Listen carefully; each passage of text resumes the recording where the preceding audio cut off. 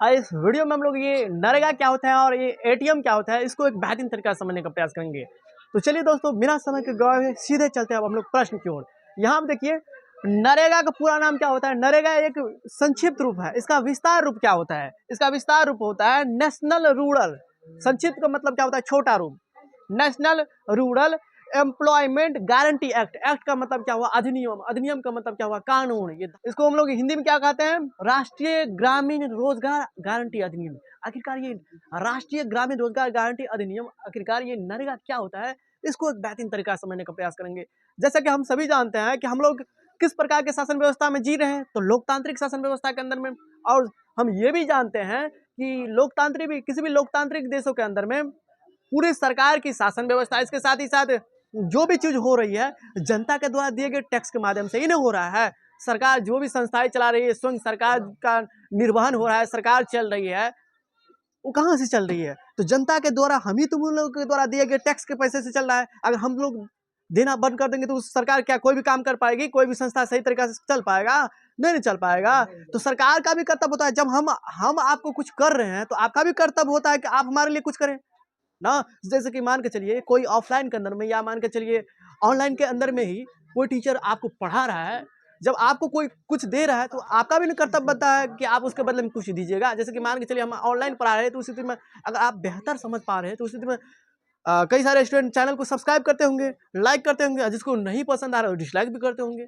यही होता है। तो हम ये जानते हैं कि किसी भी लोकतांत्रिक देशों के अंदर में उस देश की सारी शासन व्यवस्था और सारी संस्थाएं जनता के द्वारा दिए गए टैक्स के माध्यम से ही चलता है। तो ऐसे में सरकार का भी ध्यान रहना चाहिए, सरकार का भी ख्याल रहना चाहिए कि हमारे जनताओं के बीच में कौन सी समस्या आ रही है। तो एक गंभीर समस्या थी क्या? लोग बेरोजगार थे, लोग को काम करने का कोई तरीका नहीं मिल रहा था। तो सरकार ने इस अधिनियम के तहत, सरकार ने इस एक्ट के तहत जनताओं को ये आश्वासन दिया कि कम से कम मान के चलिए आप हमारे देश के अंदर में है, आप हमको टैक्स दे रहे हैं, आपको कहीं पर रोजगार नहीं दिया जा रहा है, आपको कहीं पर रोजगार नहीं मिल रहा है, तो उस स्थिति में हमारा फर्ज बनता है, क्योंकि आपके द्वारा दिए गए टैक्स के माध्यम से ही हम अपनी सरकार चला रहे हैं, हम अपनी सारी संस्थाएं को चला रहे हैं। तो हमारा भी कर्तव्य होता है कि हम आपकी स्थिति को बेहतर बनाएं, आपके अंदर में जो है आपको रोजगार दिया जाए। इसके लिए एक एक्ट लाया गया, जिस एक्ट के तहत कम से कम जितने भी बेरोजगार लोग हैं उसको कम से कम 100 दिनों की आपको काम करने की गारंटी दी जाती है। कम से कम बेरोजगारी भत्ता भी दिया जाता है, नहीं काम नहीं मिलने पर बेरोजगारी भत्ता दिया जाता है ना। बात को समझिए। आखिरकार ये नरेगा है क्या, इसको फील लीजिए। किसी भी लोकतांत्रिक देशों के अंदर में उसकी सारी शासन व्यवस्था, सारी प्रक्रियाएं स्वयं सरकार का निर्वहन जनता के द्वारा दिए गए टैक्स के माध्यम से ही होता है। ऐसे में जनता का भी ख्याल, ऐसे में सरकार का भी ख्याल रहना चाहिए कि हमारे देश के अंदर में रह रहे नागरिकों के बीच में कौन सी समस्या आ रही है।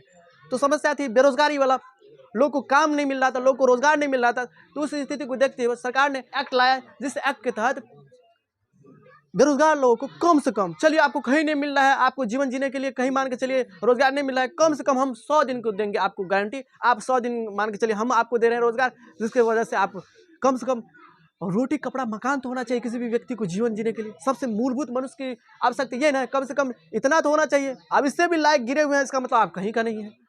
बेरोजगारी सबसे बड़ा अभिशाप है ना।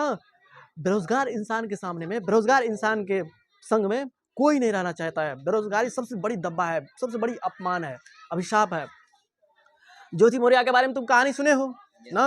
ज्योति मौर्य का जो है उसका पति जो है पढ़ा के बना दिया बढ़िया आदमी, एसडीएम बना दिया, एसडीएम बन गया और उसको छोड़ दिया। देखो बेरोजगार है। और लड़का मान के चलिए आगे रहता उससे, लड़की से स्थिति से। इसलिए हम कह रहे हैं, अगर आपको मान के चलिए चाहते हैं कि आपको छोड़ के नहीं जाए, तो हमेशा उसे 4 कदम आगे रहिए, नहीं तो उसको बेहतर मिलने पर आपको छोड़ दिया जाएगा।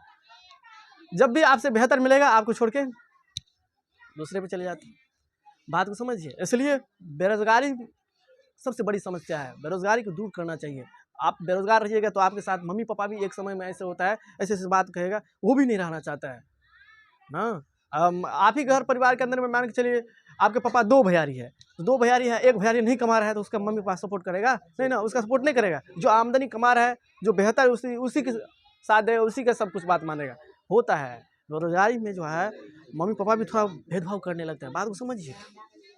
तो इसी स्थिति को देखते हुए सरकार ने एक अधिनियम लाया, जिस अधिनियम के तहत आपको कम से कम 100 दिनों की रोजगार की गारंटी देने का प्रावधान रखा गया है। कम से कम हम देंगे 100 दिन को रोजगार गारंटी। आइए ना बोर्ड पर किस तरह से लिखे हैं नरेगा के बारे में, इसको समझिए। देखिए, ग्रामीण रोजगार देने की यह एक राष्ट्रीय योजना है, सरकार के द्वारा एक राष्ट्रीय योजना है। इसके अंतर्गत ग्रामीण मजदूरों को एक साल में कम से कम 100 दिनों के लिए रोजगार देने की व्यवस्था की गई है। कम से कम 100 दिनों के लिए रोजगार देने की व्यवस्था की गई है। ग्रामीण रोजगार देने की इस योजना को विश्व की सबसे बड़ी रोजगार योजना माना जाता है ना। अब आइए यहाँ से क्वेश्चन क्या पूछा जाता है उसको ध्यान में रखना है। देखिए यहाँ पे नरेगा, नरेगा मनरेगा में कब बदला गया, नरेगा मनरेगा में कब परिवर्तित हुआ, ये क्वेश्चन कई बार आपके बिहार बोर्ड के एग्जाम में या किसी भी बोर्ड के एग्जाम में पूछा जाता है। 2 अक्टूबर 2009 ईस्वी में नरेगा आया कब था, तो 2 फरवरी 2006 ईस्वी में। नरेगा आया कब था, तो 2 फरवरी 2006 ईस्वी में। नरेगा मनरेगा में कब परिवर्तित हुआ, इस बात को आप ख्याल में रखिएगा। नरेगा मनरेगा में कब परिवर्तित हुआ, तो 2 अक्टूबर 2009 ईस्वी में।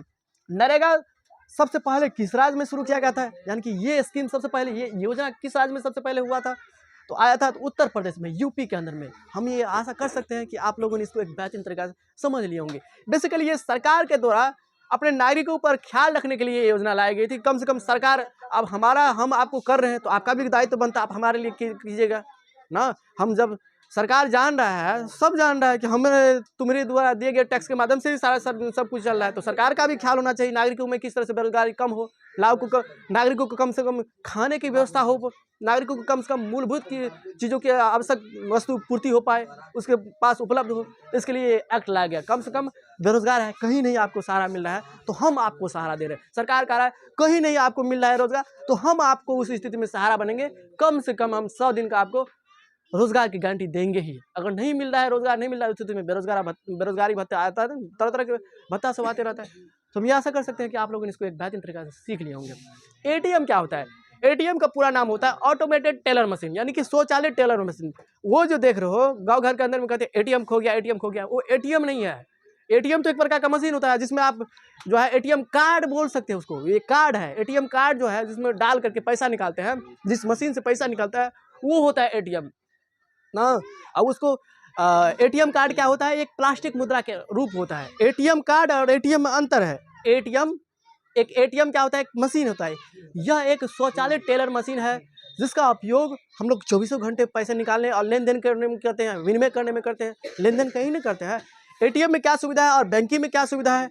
बैंकिंग में क्या होता है, थोड़ा लागत, उसको देख रेख करने में, सिक्योरिटी गार्ड और में उसकी स्थापना करने में ज़्यादा इन्वेस्टमेंट करना पड़ेगा, ज़्यादा खर्च करना पड़ेगा।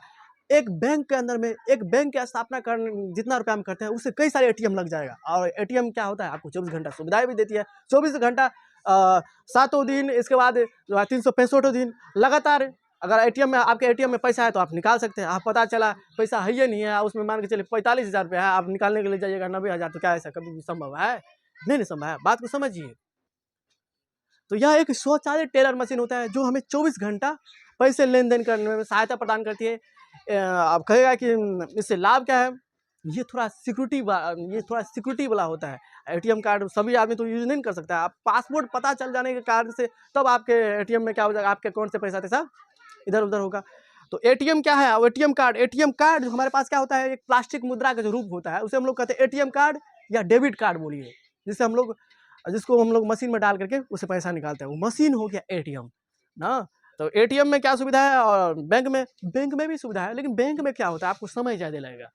आप विड्रॉ फॉर्म भरिए, इधर उधर कीजिए, लाइन में खड़े होइए, दिक्कत ज़्यादा होगी उस स्थिति में ना। लेकिन एक एटीएम में आप ये भी बात बता रहे हैं, जितना में बैंकिंग प्रक्रिया, जितना में मान के चले बैंक लगा रहे हैं, उससे उसी पैसा के अंदर में आप कितने सारे एटीएम को लगा लीजिएगा, कितनी बड़ी प्रॉब्लम को जो है सॉल्व कर सकते हैं एटीएम लगाने। इसलिए ना आज जगह जगह पे जो एटीएम लगा दिया गया है।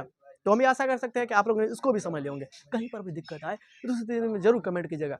अगर आप मैट्रिक एग्जाम में बेहतर से बेहतर स्कोर करना चाहते हैं तो आप हमारे दिए गए व्हाट्सएप ग्रुप में जरूर ज्वाइन करने का प्रयास कीजिएगा, जो कि व्हाट्सएप ग्रुप का लिंक इसी वीडियो के डिस्क्रिप्शन बॉक्स में दिया जा रहा है। तो चलिए दोस्तों, फिर मिलेंगे नए वीडियो में नए कंसेप्ट के साथ।